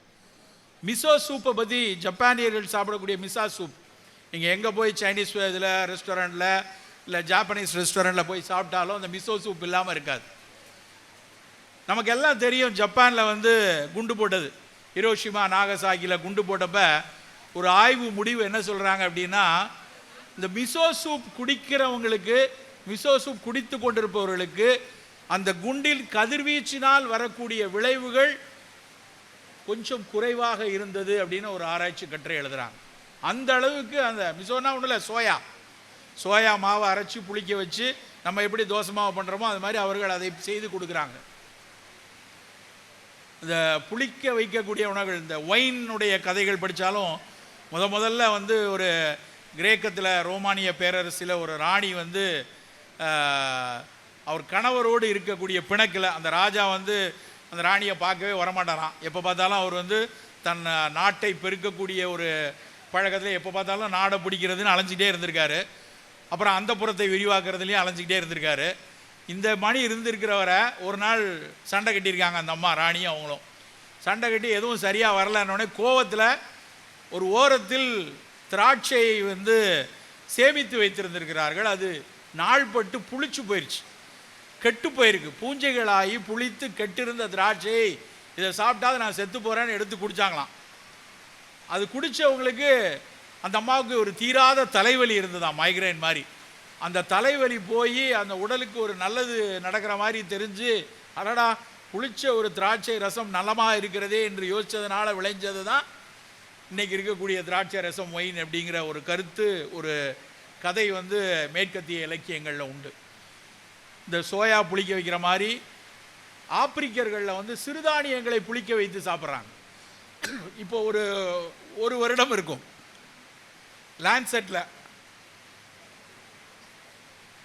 லான்செட் என்பது மருத்துவ உலகில் மிகப்பெரிய முக்கியமான பத்திரிகை. அதில் ஒரு ஆர்டிக்கல், மற்ற இதில் சும்மா எழுதுகிற மாதிரிலாம் அங்கே லான்செட்டில் வர முடியாது. அந்த லான்செட்டில் ஒரு ஆர்டிக்கல் வந்ததுன்னா அது மருத்துவ உலகின் உச்சம். அத்தனை கண்டுபிடிப்புகளும் அங்கே தான் வெளியாகி, எப்படி அறிவியல் உலகில் நேச்சர் இருக்கிறதோ அது மாதிரி மருத்துவ உலகில் லான்செட். அதில் ஒரு ஆராய்ச்சி முடிவு. அந்த ஆராய்ச்சி முடிவு என்ன தெரியுமா? ஆப்பிரிக்காவில் கிளிமஞ்சாரோ அப்படின்னு ஒரு பகுதி கேள்விப்பட்டிருப்போம், டான்சானியாவில் கிளிமஞ்சாரோ. அந்த கிளிமஞ்சாரோவில் ஒரு 100 இளைஞர்களை எடுத்து அந்த 100 இளைஞர்களை 3 மாதம் அந்த நாட்டு மரபு உணவுகளை சாப்பிட வைக்கிறாங்க, அவங்க நாட்டு மரபு உணவுகள். அதுக்கப்புறம் 3 மாதம் கழித்து மேற்கத்திய உணவுகள், ஃப்ரெஞ்ச் ஃப்ரைஸு, கொக்கோ கோலா இதெல்லாம் வச்சு பர்கர், பீஸா அப்படின்னு இன்னொரு 3 மாதம் சாப்பிட்றாங்க. மறுபடியும் அதே பசங்களை திரும்ப 3 மாதம் பழைய உணவுகளை சாப்பிட வைக்கிறாங்க. மொத்தமாக ஒவ்வொரு 3 மாதத்துலேயும் அவனுடைய இரத்தத்தில் இருக்கக்கூடிய நோய் எதிர்ப்பாற்றலை, புரோட்டியோனோமிக்ஸ்மாங்க, புரத கூறுகள் அத்தனையும் ஆய்வு செய்து, மிகப்பெரிய ஆய்வு அது. நம்ம ஊரில் நான் அந்த ஆர்டிக்கலை படித்தோடனே இங்கே இருக்கக்கூடிய தேசிய உணவியல் கழகத்தினுடைய தலைவர்கிட்ட நான் அந்த மெசேஜ் அப்படியே அதை ஃபார்வேர்ட் பண்ணி நம்ம இங்கே செய்ய முடியுமான்லாம் கேட்டுட்டு இருந்தேன். அப்போ தான் அந்த ஆய்வு எவ்வளவு கடினமானது என்று தெரிந்தது. புற்றுநோய்க்கு எதிராக நம்ம உடலில் உருவாக்கக்கூடிய கூறுகளை அழிக்கக்கூடிய சத்துக்கள் எவ்வளோ இருக்குது, பிற நோய்கள் வராமல் நம்மை காப்பாற்றிக் கொள்ளக்கூடிய சத்துக்கள் எவ்வளோ இருக்குன்ட்டு மரபு உணவுகள் சாப்பிடும்போது அந்த 3 மாதம், பாரம்பரிய உணவு இல்லாமல் மேற்கத்திய உணவு சாப்பிட்ற அந்த 3 மாதம், மறுபடி பாரம்பரிய உணவுகள் சாப்பிடும்போது 3 மாதம், மொத்தம் 9 மாதங்கள் அந்த 100 இளைஞர்களும் ஸ்டடி பண்ணி லான்செட்டில் பப்ளிஷ் ஆகிருக்கு. என்ன முடிவு தெரியுமா? அந்த பாரம்பரிய உணவுகள் சாப்பிடும்போது அந்த இளைஞர்களின் எதிர்ப்பாற்றல் ஆகச் சிறப்பாக இருந்தது என்பதுதான். உடனே எனக்கு ஒரு ஆர்வம், என்னடா மரபு உணவு சாப்பிட்றாங்க ஆப்பிரிக்காவில் தெரிந்து கொள்ள வேண்டும். பார்த்தால் அவர்கள் ஒரு கஞ்சி சாப்பிட்றாங்க, வேற ஒரு கஞ்சி இல்லை, நம்ம ஊர் கேழ்வரகு கஞ்சி. நண்பர்களே, எடுத்து பார்த்தா அவன் மில்லட்டில் ஒரு கஞ்சி சாப்பிட்ருக்கான், வாழைப்பழத்தை புளிக்க வைத்து சாப்பிட்ருக்கான், அது ஒரு பேர், உகிலி அப்படின்னு ஒரு பேர். நீங்கள் இணையத்தில் தேடி பார்க்கலாம், நான் சொல்வது ஒன்றும் கதை கிடையாது. இணையத்தில் தேடி லான்செட் இது மாதிரி ஒரு ஆஃப்ரிக்கன் டான்சானியன் ஃபுட் ரிசர்ச்னு போட்டிங்கன்னா கூகுள் சாட் ஜிபிடியில் உங்களுக்கு மொத்த பேப்பரும் டவுன்லோட் பண்ண முடியும். அவர்கள் சொல்கிறது என்ன, கடைசியாக அந்த ஆசிரியர் கடைசி பேரால் கன்க்ளூஷன் எழுதுகிறார், மரபு உணவுகளை சாப்பிடுவது, அன்னாடம் அதை எடுத்து கொண்டிருப்பது நேரடியாக நமக்கு ஒரு எதிர்ப்பாற்றல் கொடுக்கக்கூடியது. அதுக்காக தான் நம்ம திரும்ப திரும்ப இந்த விஷயத்தை மரபு உணவுகளை எடுக்கணும்னு சொல்லிக்கொண்டே இருப்பது. நண்பர்களே, நம்மக்கிட்ட அவ்வளவு சத்தான விஷயங்கள் நம்ம சுற்றி இருக்குது. இந்த திருநெல்வேலியிலேருந்து நாங்கள் அம்பாசமுத்திரம் பகுதியில் ஒரு தடவை போயிருக்கேன். நான் ஏதோ ஒரு பணிக்காக போயிருக்கேன். போயிட்டு வர்ற வழியில் ஒரு நெல்லிக்காய் தோட்டம், கொத்தாக நெல்லிக்காய் காய்ச்சிருக்கு. பார்த்தோடனே வண்டியை நிறுத்தி கொஞ்சம் நெல்லிக்காய் வாங்கணும் அப்படின்னு சொல்லிட்டு போய் கேட்டால், எவ்வளோ கேட்குறாங்கன்னு தெரியல, போய் கேட்டு வாங்கணும். ஒரு பையை தூக்கிட்டு போகிறேன். போனால் அவர்கிட்ட போய் கேட்டு, சார் நெல்லிக்காய் வேணும், எவ்வளோ விற்பீங்களா? தோட்டக்காரர் மாதிரி வாசலில் உட்காந்துருக்காருட்ட, நீ போய் எடுத்துக்கோப்பா, எவ்வளோ வேணும் எடுத்துக்கோ அப்படின்னாரு. நம்ம வெளிநாடுகள் எல்லாம் இந்த மாதிரியான பெரிய தோட்டங்கள், செரி பழங்கள், ப்ளூபெரி இருக்குது, ரோஸ்பெரி இருக்குன்னா நம்மளே போய் பறிச்சுட்டு அவங்க எடை போட்டி கொடுப்பாங்க. அதுக்குன்னே ஒரு கூட்டம் போய் வாங்கும். நம்ம ஊரில் கூட அப்படி வந்திருக்காங்க, ரொம்ப நல்லா இருக்குன்னு போய் நானே போய் அங்கங்கே இருக்கலாம் பறித்து பேக்கெலாம் எள்ளிட்டு கொடுத்து, சார் எவ்வளோ கொடுக்கணும்ண்ணா அப்படின்னு கேட்க, எடுத்துகிட்டு போங்க சார். ரொம்ப அலட்சியமாக சொன்னார், எடுத்துகிட்டு போங்க சார். என்ன இது, ஏன் இப்படி சொல்கிறீங்க? எடுத்துகிட்டு போங்கன்னா அவர் சொல்கிறார், சார் பறிகூலி கூட கிடைக்காது சார், 5 ரூபாய்க்கும் 6 ரூபாய்க்கும் கேட்டுட்டு இருக்கானுங்க, நானே என்ன செய்யணும்னு வச்சுருக்கேன், நீங்கள் யூஸ் பண்ணலாம் வச்சுக்கோங்க அப்படின்னார். அவ்வளவு வேதனையாக இருந்துச்சு. உலகத்தின் ஆக சிறந்த பழம் நெல்லிக்காய். நீங்கள் மருத்துவ ரீதியாக அதுக்குள்ளே இருக்கக்கூடிய அத்தனை கூறுகள், நம்ம எல்லாருக்கும் தெரிஞ்சது விட்டமின் சி இருக்குது. அது மட்டும் இல்லை, அதில் இருக்கக்கூடிய டேனின்ல, அதில் இருக்கக்கூடிய ஃப்ரீ ரேடிக்கல் ஸ்கேவெஞ்சிங், அதில் இருக்கக்கூடிய ஆன்டி ஆக்சிடென்ட், உலர்த்தினாலும் குறையாத விட்டமின் சி ரொம்ப முக்கியமாக தெரிஞ்சுக்கணும். விட்டமின் சி ஈஸியாக வெயிலில் காஞ்சி போயிடும், ஆனால் நெல்லிக்காயில் போகாது. அவ்வளவு சிறப்பான நெல்லிக்காய் தினம் தினம் நம்ம சாப்பிடக்கூடும். தினம் எடுக்கலாம். எத்தனை பேர் நம்ம சாப்பிட்றோம் தினம்? ஆனால் நம்ம வீட்டில் ஆப்பிள் வாங்கி வைக்கிறோம். எங்கேயாவது யாரையாவது பார்க்க போனால் உடனே ஆப்பிள் வாங்கிட்டு போகிறதா, மாதுளம்பழம் வாங்கிட்டு போகிறதா. ஏன் நெல்லிக்காய் வாங்கிட்டு போகக்கூடாது? ஏன் நெல்லிக்காவை இன்னொருத்தர் கொடுக்கக்கூடாது? எனக்கு அந்த விவசாயியை பார்க்கும்போது அவ்வளவு வேதனையாக இருக்கும். உலகில் மிகச்சிறந்த ஒரு ப்ராடக்டாக அவர் பண்ணுறாரு, ஆனால் பறிகூலி கூட கிடைக்காது சார், எடுத்துகிட்டு போங்க. இங்கே தான் நெல்லைக்கு பக்கத்தில், இப்போ தென்காசி மாவட்டம், அது தென்காசியில் அப்படி விற்றுக்கிட்டு இருக்காங்க. ரொம்ப ரொம்ப வேதனையாக. நல்ல பொருட்கள் மீதான ஒரு பார்வை நாம் மாறணும். வாழைப்பழத்தை நம்ம வந்து எவ்வளவு துச்சமாக நினைக்கிறோம். வாழைப்பழம்னா என்னத்தை, அது ஏதோ சுகர்காரங்க ஏற்கனவே சாப்பிட முடியாது, ரொம்ப ஹை கிளைசிமிக். மற்றபடி வாழைப்பழம் சாப்பிட்றதே கிடையாது, எங்கேயும் யாரும் இப்போ வாங்குறதில்ல. பல பேரில் வீட்டில் வாழைப்பழங்கிறது பிள்ளையாருக்கான 10 ஸ்டாண்டாக மட்டும்தான் இருக்குது. சாமி கும்பிடும்போது வச்சுட்டு தூக்கி தூர போட்டுறது. தினம் சாப்பிடக்கூடிய ஆகச்சிறந்த பழங்களில் ஒன்று வாழைப்பழம். மா, பலா, வாழை 3 தான் நம்ம கொண்டாடி இருக்கோம். ஆனால் நம்ம எனக்கு சில நேரத்தில் பார்க்கணும், பஞ்சாமிர்தம் அப்படின்னு. இப்போ பழனி பஞ்சாமிர்தம் நமக்கு எல்லாம் தெரியும். ஆக்சுவலாக அது பஞ்ச அமுது. பஞ்ச அமுதுனா மா, பலா, வாழை, நெய், தேன் 5 தான். ஆனால் இப்போ பார்த்தீங்கன்னா அதில் ஆப்பிள், கிஸ்மிஸ் பழம், பாதாம் பருப்பு எல்லாம் போட்டு பழனி ஆண்டவருக்கே வந்து காக்டெயிலாக பண்ணி கொடுக்க ஆரம்பிச்சிட்டாங்க. ஆக்சுவலாக பஞ்ச அமுதுனா மா, பலா, வாழை, நெய், தேன் 5 தான். அதுதான் பஞ்ச அமிர்தமாக மாறிச்சு. அப்படி ஒரு ஆகச்சிறந்த பழமாக இருக்கக்கூடிய பழம் நம்ம ஊரில் கிடைக்கக்கூடிய வாழைப்பழத்தை யோசிச்சு பாருங்கள். திருநெல்வேலி இந்த பக்கம், களக்காடு இந்த பக்கம், இந்த சற்று வட்டாரத்தில் கிடைக்கக்கூடிய நாட்டு வாழைப்பழம் சென்னையில் கிடைக்காது.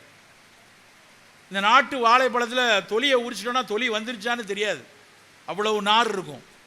அதனுடைய இனிப்பு ஒரு தேன்கனி பழம் மாதிரியோ இல்லை என்றால் வந்து ரொம்ப கோழிக்கூடு பழம் மாதிரியோ அவ்வளோ இனிப்பு இருக்காது. அந்த வாழைப்பழத்தில் இருக்கக்கூடிய பொட்டாசியமும் அந்த நார் சத்தும் குழந்தைகளுக்கு அவ்வளவு சிறப்பு. சர்க்கரை வியாதிக்காரங்க எடுக்க வேண்டாம், சர்க்கரை வியாதிக்கு அது ஹை கிளைசமிக் ஃபுட், நிச்சயமாக அது ஆகாது. ஆனால் மற்ற அத்தனை குழந்தைகளுக்கு நம்ம ஒரு வாழைப்பழம் கொடுக்கலாம். பெரியவர்கள் அத்தனை பேரும் சர்க்கரை வியாதிக்காரங்களாக இருந்தாலும் அத்தனை பேரும் நெல்லிக்காயை சாப்பிடலாம். ஏன் அதை விளக்குறோம்? நம்ம போய் ஸ்ட்ராபெரி வாங்கலாமா பிள்ளைகளுக்கு? ப்ளூபெரி கிடைக்குமா? நட்ஸ் அண்ட் ஸ்பைசஸ்னு ஒரு கடை உண்டு எங்கள் ஊரில் சென்னையில். 100 கிராம் 400 ரூபாய்க்கு விற்கிறான், ட்ரை ப்ளூபெரி. அப்படி என்னடா அதில் இருக்குது? அந்த ப்ளூபெரியில் இருக்கக்கூடிய அதே ஆந்தோசைனின் தான் நம்ம ஊர் நவ்வாப்பழத்தில் இருக்குது. நம்ம ஊர் நவ்வாப்பழம் சாப்பிட்டோடனே வாயெல்லாம் கருநீளமாக ஊதாவாக மாறுறதுக்கான அந்த நிறம் வந்து அதில் பழத்தில் இருக்கக்கூடிய அந்த ஆந்தோசைனின் தான். அப்போ நம்ம ஊர் பழத்தை சாப்பிடாம நம்ம போய் வெளிநாட்டில் ப்ளூபெரி, ஸ்ட்ராபெரி இதெல்லாம் எதுக்கு? நம் மரபு உணவுகள் ஒவ்வொன்றுக்கு பின்னாடி ஒரு நீண்ட அனுபவம் இருக்குது. குப்பைகள், பழைய விஷயங்களில் குப்பை இருக்குது, அதை தூக்கி எறியவும் தயாராக தான் இருக்கணும். நான் எப்பொழுதும் வந்து பழமையெல்லாம் மிகச்சிறப்பு, புதுசே தப்புன்னு சொல்லக்கூடிய ஆள் கிடையாது. நவீன அறிவியலை கற்றுக்கொள்ளணும், நவீன அறிவியல் வழியாக அதை பார்க்க வேண்டும், நவீன அறிவியல் வழியாக இதற்றையெல்லாம் ஏன் புறந்தள்ளக்கூடாது என்று யோசிக்க வேண்டும் தான் திரும்ப திரும்ப வலியுறுத்தி சொல்வது. நம்ம ஊர் கஞ்சியாக இருக்கட்டும், நம்ம ஊர் பழங்களாக இருக்கட்டும், கசப்பு காய்களாக இருக்கட்டும், அன்றாட உணவில் எடுக்கணும். எவ்வளவு எவ்வளவு நுட்பமாக ஒவ்வொரு உணவுலையும் தயாரிச்சிருக்காங்க. ஒரு முறை ஒரு புத்தகத்தை வாசிச்சுட்டு இருக்கிறேன். அப்போ வந்து அந்த புத்தகத்தில் தமிழர்களுக்கு ஆவியில் வேக வைத்த உணவு இந்தோனேஷியாக்காரன் வந்தப்புறம் தான் தெரிஞ்சுது. இட்லி அப்படிங்கிறது வந்து இட்டு அவி, இட்லிங்கிறது நம்மக்கிட்ட கிடையாது. 14ஆம் நூற்றாண்டில் தான் 13ஆம் நூற்றாண்டில் தான் இந்தோனேஷியர்கள் வந்ததுக்கு அப்புறம் தான் ஆவியில் வெந்த உணவை கண்டுபிடிச்சாங்க அப்படின்னு ஒரு பெரிய எழுத்தாளர் அவருடைய புத்தகத்தில் எழுதியிருந்தார். நாங்கள் சித்த மருத்துவத்தில் படிக்கும்போது அஸ்வகந்தாங்கிற அமுக்கராங்கிழங்கை வந்து ஆவியில் அதை வேக வச்சு தான் சீராக்குவோம், சுத்தி செய்வோம். அப்போ ஏன் நீரில் ஆவியை வச்சு செய்யக்கூடிய உணவு நம்மகிட்ட எதுவும் இல்லையா அப்படின்னு யோசிச்சு பார்த்தா சடார்னு ஞாபகம் வருது புட்டு. இந்த புட்டு செய்வதற்கென்று தோண்டி என்று ஒரு பொருள் இருக்கும். இந்த தோண்டிங்கிற சொல் வந்து எத்தனை பேருக்கு அறிமுகம்னு தெரில. பட்டினத்தாரனுடைய ஒரு பாட்டு ஞாபகம் இருந்தால், நந்தவனத்தில் ஒரு ஆண்டி 4-6 மாதமாய் குயவனை வேண்டி கொண்டு வந்தானடி ஒரு தோண்டி, அதை கூத்தாடி கூத்தாடி போட்டு உடைத்தாண்டி என்று ஒரு தத்துவ பாடல் உண்டு. அந்த கொண்டு வந்தானடி ஒரு தோண்டின்னு இருக்கு இல்லையா, அது வந்து மண் தோண்டிங்கிறது வந்து கழுத்து நீளமாக இருக்கக்கூடிய ஒரு கலையம். அந்த தோண்டியில் மூங்கில் குழலை கரெக்டாக சொருகுவாங்க. அந்த மூங்கில் குழல் எப்படி இருக்கணும்னு நம்ம தமிழ் சமூகம் மிகச்சரியாக அன்றைக்கு சொல்லியிருக்கான். சாதாரண மூங்கிலை பயன்படுத்த முடியாது, அதுக்கு நல்ல 8 அங்குலம் விட்டு இருக்கணும். நார்மலாக இந்த மாதிரி இது கட்டுறதுக்காக வைக்கக்கூடிய சாமியை சப்பரம் தூக்குறதுக்கு ஒரு இது வச்சுருப்பாங்களா, களி, அந்த மூங்கில் களியில் கணுவை வெட்டி அதை அந்த தோண்டியில் சொருகி அதுக்கு நடுவில் வந்து தேங்காய் சில்லு வைப்பாங்க. அந்த தேங்காய் சில்லில் இருக்கிற கண்ணு வழியாக தண்ணி நீராவி மேலே போகும். அந்த மூங்கில் குழலில் சில்லை வச்சு அதுக்கு மேலே தேங்காய் பூ, அதுக்கு மேலே அரிசி மாவு, அதுக்கப்புறம் தேங்காய், அதுக்கப்புறம் அரிசி மாவு, அதுக்கப்புறம் தேங்காய், அப்படி வச்சு ஒரு வெள்ளை துணியை ஆடை கட்டி கீழே தண்ணியில் வேக வச்சாங்கன்னா அந்த ஸ்டீம் மேலே போய் புட்டை அவிக்க வைப்பாங்க. அந்த புட்டை அவித்து வரக்கூடிய வாடையை வைத்து இது முழுமையாக வெந்து விட்டதா என்று அறிந்தார்கள். நம்மால் ஸ்டீம் இன்ஜின் கண்டுபிடிக்கல, அது உண்மைதான். நீராவியை வச்சு புட்டை வேக வச்சுருக்காங்க. அப்போ ஆவியில் வெந்த உணவுகள் நமக்கு தெரியாதுன்னு எப்படி சொல்ல முடியும்? புட்டுக்கு மண் சுமந்த கதையை சிவபெருமான் காலத்திலாம் படிச்சிருக்கோம். புட்டு எப்படி அவல் பழைய உணவோ, புட்டு அப்படி பழைய உணவு. இப்போ நம்ம ஊரில் அவ்வளவு நல்ல உணவுகள் இருந்திருக்கு. அப்படி ஒரு ஸ்டீம் குக்குடு ஃபுட்டுக்குன்னு மருத்துவ குணம் இருக்குது. நீங்கள் ஃப்ரைடு ஃபுட்டுக்கும் ஸ்டீம் குக்குடு ஃபுட்டுக்கும் நிறைய வித்தியாசம் இருக்குது. ஆவியில் வேகும்போது அந்த அரிசியினுடைய சத்துக்கள் மாறாது. இப்போ நம்ம கொண்டாடுறோமே மாப்பிள்ளை சம்பா, கருப்பு கவுனி, நாம் ஏன் புட்டுக்கு அதை பயன்படுத்தக்கூடாது? புட்டுக்கு அந்த மாதிரி நம்ம வேக வைக்கும்போது ஒரு சஸ்டைன்டு ஹீட் அந்த மாவில் கிடைத்து அந்த மாவு வந்து சத்தான ஒரு மாவாக நமக்கு கிடைக்கும். மாப்பிள்ளை சம்பா அரிசியை இதே மாதிரி வறுத்து புட்டு மாவாக செய்து இதே போல் நம்ம வந்து புட்டு செய்து நம்ம சாப்பிட்டோம் அப்படின்னா அது நிச்சயமாக அந்த மாப்பிள்ளை சம்பாவினுடைய அந்த அரிசியினுடைய மருத்துவ குணமும் பெரியதளவு கெடு போகாமல் வேக வைத்து நமக்கு கிடைக்கும். நண்பர்களே, நம் உணவை அந்த அளவுக்கு நாம் பக்குவப்படுத்தி நம்ம சாப்பிட்ருக்கோம், பக்குவப்படுத்தி நம்ம எடுத்திருக்கோம். ஆனால் அவற்றையெல்லாம் மறந்து குப்பை உணவுகளுக்குள்ளே போகிறோம். சிறுதானியங்களை திரும்ப கொண்டாடுவதற்கான அடிப்படை காரணம் அதில் இருக்கக்கூடிய ரெசிஸ்டன்ட் ஸ்டார்ச். அன்னைக்கு தெரியாது சிறுதானியம். முதலெல்லாம் நாங்கள் பேசும்போது சிறுதானியத்தை பற்றி பேசினா அதுவும் ஸ்டார்ச் தானே, ஏன் அதை போய் சொல்லிகிட்டே இருக்கீங்க? திணையில் ஸ்டார்ச் இல்லையா, வரகில் ஸ்டார்ச் இல்லையா, ராகியில் ஸ்டார்ச் இல்லையாமாங்க. ஸ்டார்ச் இருக்குது, ஆனால் அது சாதாரண ஸ்டார்ச் இல்லை, டக்குன்னு டீக்ரேட் ஆகி சர்க்கரையை கூட்டக்கூடிய ஸ்டார்ச் இல்லை. அதில் இருக்குது ரெசிஸ்டன்ட் ஸ்டார்ச். அது மெல்ல தான் ஜீரணிக்கும். அதனால தான் ராத்திரியில் சாப்பிட மாட்டாங்க, ரொம்ப நிறைய சாப்பிட முடியாது, குறைவாக. அரிசியை வெள்ளை அரிசி சாப்பிட்ற மாதிரி வரகரிசி சோறு சாப்பிட முடியாது, குறைவாகத்தான் சாப்பிட முடியும். அதுக்கு காரணம் அது லேஸில் பிரேக் ஆகாது. லேஸில் பிரேக் ஆகலை அப்படின்னாலே அது சர்க்கரை வியாதிக்கு நல்லது. வேகமாக உட்கிரகித்தால், வேகமாக அந்த அரிசியினுடைய குளுக்கோஸ், இப்போ நார்மலாக வெள்ளை அரிசியை வேக வச்சு வாயில் போட்டோம்னா வாயில் இருக்க உமிழ்நீரில் இருக்கக்கூடிய சலைவரி அமைலேஸே அதை பிரேக் பண்ணிடும். அதுவே வந்து டக்குன்னு குளுக்கோஸ் அப்சார்ப் பண்ண ஆரம்பிச்சிடும். படுவேகமாக சர்க்கரை ரத்தத்தில் ஏறும். ஆனால் வரகரிசி சோறில் இருக்கக்கூடிய ரெசிஸ்டன்ட் ஸ்டார்ச்சோ பிற சிறுதானியங்களில் இருக்கக்கூடிய ரெசிஸ்டன்ட் ஸ்டார்ச்சோ அவ்வளோ வேகமாக ஏறாது. புட்டு மாவுக்கு நம்ம ஊரில் நம்ம வெள்ளை அரிசி மாவை வச்சு பண்ணுறோம். இலங்கையில் ஒடியன் மாவை பயன்படுத்துகிறார்கள். ஒடியன்னா என்ன தெரியுமா? பனமாவு, பனங்கிழங்கு மாவு. பனங்கிழங்கின் மாவை வந்து பனங்கிழங்கை பற்றி அந்த பாடல் வந்துருச்சு ஒரு புறநானூரில். அதில் நாராயின்னு ஒரு பாட்டு இருக்குது. வறுமையில் சாப்பிடக்கூடிய ஒரு உணவாக அந்த பனங்கிழங்கை அந்த காலத்தில் அப்படி சாப்பிட்ருக்காங்க. இன்றைக்கு ஒடியனை உற்று பார்க்கக்கூடிய மருத்துவ உலகம் இருக்கிறதுலே அதிக ரெசிஸ்டன்ட் ஸ்டார்ச் அதில் தான் இருக்குது அப்படின்னு கண்டுபிடிச்சிருக்காங்க. நீங்கள்லாம் 2 நாளைக்கு முன்னாடி தொலைக்காட்சியில், நிறைய தொலைக்காட்சியில் வந்தது, மத்திய அரசாங்கத்தினுடைய ஒரு நேஷ்னல் இன்ஸ்டியூட் ஆஃப் டிரான்ஸ்டிசிப்ளினரி ரிசர்ச்னு திருவனந்தபுரத்தில் இருக்குது. அதனுடைய டைரக்டர், அதனுடைய மிகப்பெரிய விஞ்ஞானி, அவர் வந்து ஒரு அரிசியை அறிமுகப்படுத்தி இருக்கிறார். டாடா நிறுவனம் அதை வந்து சந்தைப்படுத்துவதற்காக மத்திய அரசிடமிருந்து அது அதனுடைய லைசன்ஸ் உரிமையை வாங்கியிருக்கு. நிறைய பேர் எனக்கு கேட்டாங்க, சார் சர்க்கரை வியாதியே வராதாமே அந்த அரிசி வந்து, அந்த அரிசிக்கு டிசைனர் ரைஸ் அப்படின்னு, லோ ஜிஐ டிசைனர் ரைஸ் அப்படின்னு வச்சுருக்காங்க. எப்படி சார்னா அதனுடைய நுட்பம் என்னென்றால் அதில் அவங்க கொஞ்சம் கூடுதல் புரதம், இந்த ரெசிஸ்டன்ட் ஸ்டார்ச் சேர்த்து அந்த ரைஸ் கர்னலை கொண்டு வந்திருக்காங்க. அதில் ஒரு பேட்டன்ட் இதாக மத்திய அரசினுடைய அந்த நேஷனல் இன்ஸ்டியூட் ஆஃப் டிரான்ஸ்டிசிப்ளினரி ரிசர்ச் வந்து அதை செய்து டாடா நிறுவனம் இது சர்க்கரை வியாதிக்காரர்களுக்கு சந்தைப்படுத்தலாம் என்று ஆரம்பித்திருக்கிறார்கள். அதுக்கான பின்னணியும் அது ரெசிஸ்டன்ட் ஸ்டார்ச் தான். அப்போ நம்ம என்ன யோசிக்கணும்? நம்ம உணவு தினம் சாப்பிடக்கூடிய உணவில் வேகமாக ரத்தத்தில் சர்க்கரை சேர்க்காத உணவுகள் என்னன்னு தேடினா அங்கேயும் நம்ம மரபு உணவுகள் நமக்கான விடையோடு இருக்குது. ஏன் தினம் நம்ம வந்து பொங்கலை பச்சரிசியில் செய்யணும், புழுங்கல் அரிசியில் செய்யக்கூடாதா? புழுங்கல் அரிசி பச்சரிசியை விட புழுங்கல் அரிசி கொஞ்சம் கிளைசிமிக் இண்டெக்ஸ் குறையும். அந்த புழுக்கம் கிடைச்சி அந்த அரிசி நெல்லோடு சேர்ந்து வேகும்போது கொஞ்சம் அதனோட அமைலோ பெக்டின் அப்படிம்பாங்க. அமைலோஸுங்கிறது குளுக்கோஸில் இருக்கிற சர்க்கரை. அது அமைலோ பெக்டின் காம்ப்ளெக்ஸ் கூடுச்சுன்னா கொஞ்சம் மெதுவாக சர்க்கரை கொடுக்கும். புழுங்கல் அரிசி பெட்டர் பச்சரிசியை விட. அதை விட பெட்டர் சிறுதானியத்தில் பொங்கல் சாப்பிட்றது.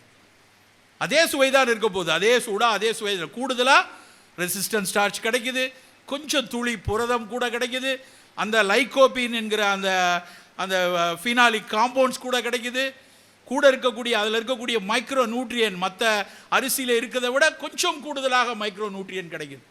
நம்ம அதுக்காக இதை சாப்பிட்ட உடனே அந்த நோய் பேர் இந்த நோய் பேரும் சொல்லலை. பட் தினம் தினம் நம்ம எடுக்கக்கூடிய உணவுகளில் இப்படியான சத்துக்களை தேடி தேடி எடுக்க வேண்டிய கட்டாயத்தில் இருக்கிறோம் நண்பர்களே. பழைய தமிழர் உணவை திரும்பவும் திரும்பவும் வலியுறுத்தி சொல்வதற்கான காரணம், பழந்தமிழரில் புட்டு அவிக்கும் போது புட்டுக்கு அவன் பேட்டன்ட் வைக்கலை, அவல் செய்கிறதுக்கு அவன் காப்புரிமை வச்சு அதை சந்தைப்படுத்த வேண்டும் என்பதற்காக அன்றைக்கு உருவாக்கலை. அன்றைக்கு உருவாக்குனது எல்லாம் இது நலம் பயக்கும், இது மக்களுக்கு நல்லா இருக்கும், கொஞ்சம் சேமித்து வைத்து கொள்ளலாம், வறுமையை போக்கும், பசியுள்ள காலத்தில் எனக்கானது. அப்படித்தான் அன்றைய உழவும் அன்றைய உழவிலிருந்து வந்த பொருட்களும் இருந்துச்சு. ஆனால் இன்றைக்கு அப்படி இல்லை. இன்றைக்கு எல்லாவற்றிற்கு பின்னாடியும் காப்புரிமைகளும் வணிக சித்தாந்தங்களும் ஒட்டி கொண்டு இருக்கிறது. அப்போ அவற்றை கொஞ்சம் எச்சரிக்கையோடு அணுக வேண்டிய கட்டாயத்தில் தான் இருக்கும். அதனால்தான் மீண்டும் மீண்டும் வலியுறுத்தி சொல்வது, பழைய உணவுகளை சற்று உற்று பார்க்கணும். அதில் ஏதேனும் நம்ம மருத்துவத்துக்கு நலமாக இருக்கக்கூடிய விஷயத்தை தினசரி பழக்கமாக வச்சுக்கொள்வோம். தினம் தினம் இதை எடுக்கும்போது தான் அந்த சர்க்கரை, இரத்த கொதிப்பு, புற்றுநோய்களினுடைய தாக்கத்தை நம்ம குறைக்க முடியும். உப்பை குறைச்சி கொள்ளணும். உப்பில்லா பண்டம் குப்பையிலேன்னு சொன்ன சமூகம், அவன் சொன்ன அர்த்தமே வேற. இந்த உப்பு போடலைன்னா இது கெட்டு போயிடும், அது கெடக்கூடிய பொருள், உப்பு அதனுடைய கெடுக்கக்கூடிய வேகத்தை குறைக்கும், அதனால தான் ஊறுகாய் போட்டு வையினா. அதுக்காக உப்பை தினம் சாப்பாட்டில் எல்லாத்துலேயும் அதிகமாக போட்டு சாப்பிடணும் எந்த இலக்கியத்திலும் சொல்லலை, உணவு இலக்கியங்களில் எதுலேயும் கிடையாது. ஆனால் நம்ம வந்து உப்பு அளவுக்கு அதிகமாக போடுறோம். எந்த அளவுக்கு அதிகமாக போடுறோன்னா, உலகத்திலேயே, நான் சும்மா சொல்லலை, டேட்டாவோட சொல்கிறேன், உலகத்திலேயே மிக அதிகமாக உப்பு சாப்பிடக்கூடிய ஒரே கூட்டம் நம்ம தான். ஆனால் அந்த அளவுக்கு நமக்குலாம் சொரணம் இருக்கான்னு தெரியல, அது வேற விஷயம். ஆனால் உலகத்தில் அவன் சொல்கிறது பர் டே 4 கிராம்ஸ் தான். ஒரு நாளைக்கு 4 கிராம் தான் அவர்கள் எடுக்க சொல்கிறார்கள். நாம் எடுப்பது நல்ல வீட்டில் போய் நல்ல கணக்கு போட்டு பாருங்கள். ஒரு நாளைக்கு நம்ம வீட்டில் நம்ம சாப்பிடக்கூடிய உப்பினுடைய அளவு 8 கிராம் நண்பர்களே. 1 கிலோ உப்பு பாக்கெட் வாங்கினா 4 பேர் இருக்க வீட்டில் ஒரே மாதத்தில் காலி ஆகுது. அப்போ ஒரு ஆளுக்கு 250 கிராம், 30 நாளைக்கு கணக்கு போட்டிங்கன்னா ஒரு நாளைக்கு 8 கிராம் சாப்பிட்றோம். உலகத்தில் மற்ற எல்லார்களை விட நமக்கு வந்து நெஃப்ரான்ஸ் வந்து அளவு கம்மி. உண்மை. ஒரு ஆப்பிரிக்க நண்பருக்கோ இல்லை ஒரு மங்கோலிய நண்பருக்கோ இல்லை மேற்கத்திய நாட்டில் இருக்கிற நண்பருக்கோ இருக்கிற நெஃப்ரான்களின் அளவை விட இந்தியர்கள், ஆசியர்களுடைய நெஃப்ரான் அளவு சற்று குறைவு. அப்போ அவனை விட உப்பு நம்ம கம்மியாக சாப்பிடணும், ஆனால் அவனை விட அதிகமாக சாப்பிட்றோம். விளைவு என்ன தெரியுமா? சர்க்கரை வியாதியில் சிறுநீரக கோளாறு வரக்கூடிய நண்பர்கள் நம்ம ஊரில் தான் மிக அதிகம். மற்ற ஊரில் டயபெட்டிக் வந்தால் வரக்கூடிய மைக்ரோவாஸ்குலார் டேமேஜை விட நம்ம ஊரில் மிகப்பெரிய அளவில் கூடிக்கொண்டே இருக்கிறது. ஸோ எல்லா நோய்களும் நம்மை துரத்தக்கூடிய அந்த தொற்றாத வாழ்வியல் நோய்களையும் நாம் நிறுத்த கட்டுப்பாடில் வைப்பதற்கான முதல் மெனக்கெடல் இருக்க வேண்டிய இடம் உணவு. அந்த உணவை முதலில் நம் பழந்தமிழர் உணவில் தேடுவோம். சில நேரத்தில் அது கிடைக்காம போகலாம், இந்த சத்து அதில் இல்லை, பழைய உணவுகளில் இல்லை. அப்போ புதுமையாக இன்றைக்கு நவீன அறிவியல் சொல்லக்கூடிய விஷயத்தில் பாதுகாப்பான விஷயத்தை எடுத்துக்கொள்வோம். ஒமேகா 3, ஒமேகா 6 இன்றைக்கி ரொம்ப முக்கியமானதாக உலகம் முழுக்க வலியுறுத்தப்படுது. அதான சால்மன் ஃபிஷ்ஷில் தான் நிறைய இருக்குது, இல்லைன்னா ஃப்ளாக்ஸ் சீடில் கொஞ்சம் இருக்குது, சில வகையான ஆல்கேஸில் இருக்குதுன்னு கண்டுபிடிச்சிருக்காங்க. இது நம்ம அன்னாடம் சாப்பிடக்கூடிய புளிக்குழம்புலையோ சாம்பார்லேயோ ரசத்துலேயோ இல்லை, நம்ம ஊர் மீன்களில் இல்லை. ஆனால் அந்த ஒமேகா 3 அமிலங்கள் சாப்பிடுவது வந்து அந்த கெட்ட கொழுப்பு போய் குருதியினுடைய நாளங்களில் போய் படிகிறத குறைக்குதுன்னு கண்டுபிடிக்கிறான். அப்போ சால்மன் ஃபிஷ் கிடச்சா அதை வாங்கி சாப்பிட்றதோ இல்லைன்னா அதனோட ஃபிஷ் ஆயில் எடுத்துக்கொள்கிறதோ தப்பு இல்லை. ஆனால் அதை விட்டு எல்லா உணவுகளையும் நவீன உணவுகளுக்கு பின்னாடி நம்ம போகிற ஒரு பழக்கத்தை நாம் மாற்ற வேண்டும். நண்பர்களே, இறுதியாக ஒரே ஒரு விஷயத்தை மட்டும் சொல்லி முடித்து கொள்ளலாம் என்று நினைக்கிறேன். நம்ம சர்க்கரை கூடுது, இரத்த கொதிப்பு கூடுது, புற்றுநோய்கள் கூடுது. இதெல்லாம் புள்ளி விவரங்கள் சொல்லக்கூடிய உண்மை. அதைத்தான் இவ்வளோ நேரம் அதை பாதுகாப்பாக நம்ம உணவில் எடுத்துக்கொள்ளணுங்கிறத திரும்ப திரும்ப சொல்கிறேன். இதையெல்லாம் தாண்டி நம் ஊரில் சத்தம் இல்லாமல் கூடிக்கொண்டிருக்கிற இன்னொரு பெரிய நோய் மது வெறி நோய். ஆளாளுக்கு மது சாப்பிடுவதை இயல்பாக ஆக்கி கொண்டிருக்கிறார்கள். ரொம்ப ரொம்ப கவனமாக பார்க்க வேண்டிய ஒரு விஷயம். நான் சின்ன பிள்ளையில் இந்த பக்கம் இங்கே தான் இருந்தேன், தெற்குத்தாரம் உங்களுக்கு தெரியல, பெருமாள்புரத்தில் அங்கெல்லாம். அப்புறம் பெருமாள்புரத்துலேருந்து சேவேஸுக்கு வரும்போது மெயின் ரோடு வழியாக நாங்கள் சைக்கிளில் வருவோம். சில நாட்களில் அந்த பக்கம் இன்னொரு குளத்தாங்கரை வழியாக ஒரு பாதை உண்டு. அந்த பாதையில் நாங்கள் ஒரு நண்பர்களோட 2-3 பேர் போயிட்டு வரதை ஒரு நாள் எங்கள் அப்பா பார்த்துட்டார். அவர் இங்கே வேலை பார்த்துட்டு இருந்தாங்க, என்னை பார்த்துட்டார். அவ்வளவு திட்டு வீட்டில், உன்னை யார் அந்த பக்கம் துடி போச்சு சொன்னா? நீ நேரம் அப்படி பாதை இருக்குல்ல, சைக்கிள் அப்படி போக வேண்டியதானே, எதுக்காக அந்த குளத்தாங்கிற வழியாக போனேன்னு? என்ன காரணம் தெரியுமா? அந்த இடத்தில் ஒரு கள்ளுக்கடை இருந்தது, ஒரு சாராய கடை இருந்தது. சாராய கடை வழியாக போவதையே அவமானமாக பார்த்த கூட்டம். அப்படி இருந்ததுனால தான் இன்னைக்கு வரைக்கும் அதை பற்றி யோசிக்காமல் இருக்க முடிகிறது. ஆனால் இன்னைக்கு சோஷியல் ட்ரிங்கிங் சார், கொஞ்சமாக குடித்தா கெட்ட கொழுப்பு குறையணும் மருத்துவர் கூட அப்படி ஒரு வேலும் சொன்னதில்லை. கொஞ்சமாக குடித்தா கெட்ட கொழுப்பு வரும், அந்த டாக்டருக்கு எவனோ ஊற்றி கொடுத்துருப்பான்.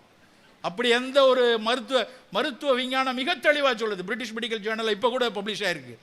12 ஆண்டுகள் தொடர்ச்சியாக குடிக்கிறவனை அவன் எவ்வளோ குடிக்கிறான், எந்த அளவு குடிக்கிறான், கூட எதெல்லாம் வச்சு சாப்பிட்றான், எல்லாத்தையும் ஆய்ந்து அவர்கள் சொன்ன ஆர்டிகளுடைய தலைப்பு என்ன தெரியுமா? கூகுள் பண்ணுங்க, ChatGPT பண்ணுங்க, பெர்ப்ளெக்சிட்டியில் கேளுங்க, சும்மா சொல்லலை. அவர்கள் சொன்ன வார்த்தை, your problem can start in your first drop of alcohol. நீ கொஞ்சமாக குடித்தா எனக்கு வராதெல்லாம் நினைக்கவே முடியாது. எத்தனையோ நண்பர்களை பார்க்குறோம், decompensated liver cirrhosis, alcoholic liver cirrhosis, இப்படி பார்க்கிற கூட்டங்கள் கூடிக்கொண்டே இருக்கிறது சத்தம் இல்லாமல். எல்லா மருத்துவமனைகளிலும் ஈரலைக்கான தனி பிரிவை கொஞ்சம் விரிவாக்கம் செய்யணும், நிறைய லிவர் டிரான்ஸ்பிளான்ட்டுக்கான தேவைகள் வரும் என்று மருத்துவ உலகம் பார்க்கிறது. அது நமக்கானது இல்லை, மது தேவையில்லை. நம்ம கள்ளுண்ட கூட்டம் தான். நம்ம சைனர்கள் தான் கள்ளுண்ணாமை புலால் உண்ணாமை முதல்ல நம்ம தமிழ் மக்களில் மதத்தில் விதைச்சாங்க. அந்த கள் வேண்டாம் என்று முதல்ல மனதில் எடுத்ததற்கான காரணம் அன்னைக்கு மருத்துவ சிரோசிஸ் அறிவுக்காக இல்லை. அவர்கள் அன்றைக்கு எடுத்த முடிவு, கள் சாப்பிடுவது மனதை பேதமையாக்குது, தேவையில்லை, அது நல்லதாக இருந்தாலும் அது எனக்கு வேண்டாம். மனசை அளவுக்கு அதிகமாக குடித்தவர்களுடைய அராஜகங்கள் பெரிய அளவில் வருதுன்னு அதை வேண்டான்னு அன்றைக்கி எழுதுகிறாங்க. நமக்கு எதுக்கு மது? நம்ம இன்னைக்கு அதை லேசாக மேம்போக்குத்தனமாக, அது ஒரு மேப்படித்தனமாக மேதாவித்தனமாக கொஞ்சம் எடுத்துக்கலாம். அது கொஞ்சம் சோஷியல் ட்ரிங்கிங். இந்த நாட்டில் நடக்கக்கூடிய அத்தனை பல்வேறு பெண்களுக்கு எதிரான வன்முறைகளும் மதுவினால் தான் ஆரம்பிக்கிறது. நண்பர்களே, மதுவை ஒருபோதும் ஆதரிக்காதீர்கள். பெண்களே, மது அருந்துபவர்களை ஒருபோதும் ஏற்றுக்கொள்ளாதீர்கள். நன்றி, வணக்கம். இந்த தகவல் உங்களுக்கு பிடிச்சிருந்தா லைக் பண்ணுங்க, உங்க ஃப்ரெண்ட்ஸுக்கு ஷேர் பண்ணுங்க, மறக்காம எங்க சேனலுக்கு சப்ஸ்கிரைப் பண்ணுங்க.